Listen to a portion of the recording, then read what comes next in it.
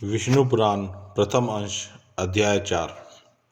पृथ्वी बोली, हे प्रभु, आपका जो परतत्व है उसे तो कोई भी नहीं जानता, अतः आपका जो रूप अवतारों में प्रकट होता है उसी की देवगण पूजा करते हैं।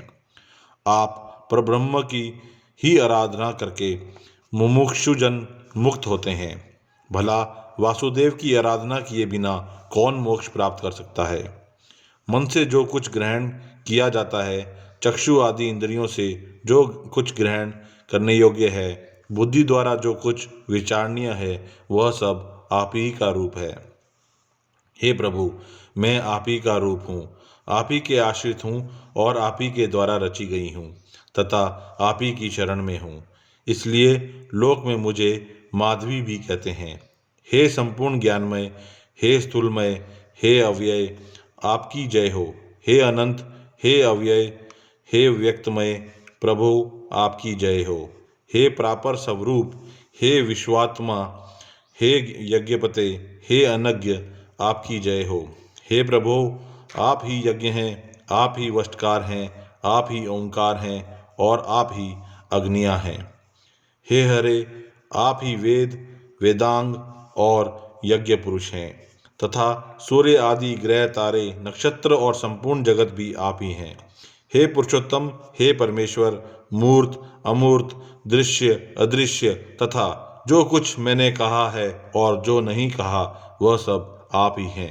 अतः आपको नमस्कार है, बारंबार नमस्कार है। श्री पराशर जी बोले, पृथ्वी द्वारा इस प्रकार स्तुति किए जाने पर सांस्वर ही जिनकी ध्वनि है, उन भगवान धरणीधर ने घर घर शब्द से गर्जना की।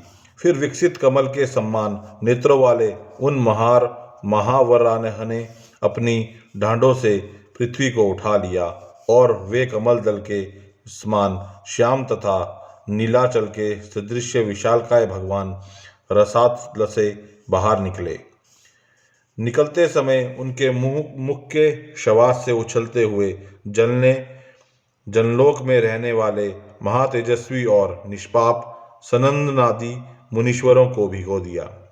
जल बड़ा शब्द करता हुआ उनके खुरों से विदीर्ण हुए रसातल में नीचे की ओर जाने लगा और जनलोक में रहने वाले सिद्धगण उनके शवास वायु से विक्षिप्त होकर इधर उधर भागने लगे। जिनकी कुक्षी जल में भीगी हुई है, वे महावराह जिस समय अपने वेदमय शरीर को कांपते हुए पृथ्वी को लेकर बाहर निकले, उस समय उनकी रोमावली में स्थित मुनिजन स्तुति करने लगे। उन निशंक और उन्नत दृष्टि वाले धराधर भगवान की जनलोक में रहने वाले सनन्नादि योगीश्वरों ने प्रसन्न चित्त से अति नम्रता पूर्वक सिर झुकाकर इस प्रकार स्तुति की। हे ब्रह्मादि ईश्वरों के भी परम ईश्वर, हे केशव, हे शंख गदाधर, हे खड़ग चक्रधारी प्रभो, आपकी जय हो। आप ही संसार की उत्पत्ति, स्थिति और नाश के कारण है तथा आप ही ईश्वर हैं और जिसे परम पद कहते हैं।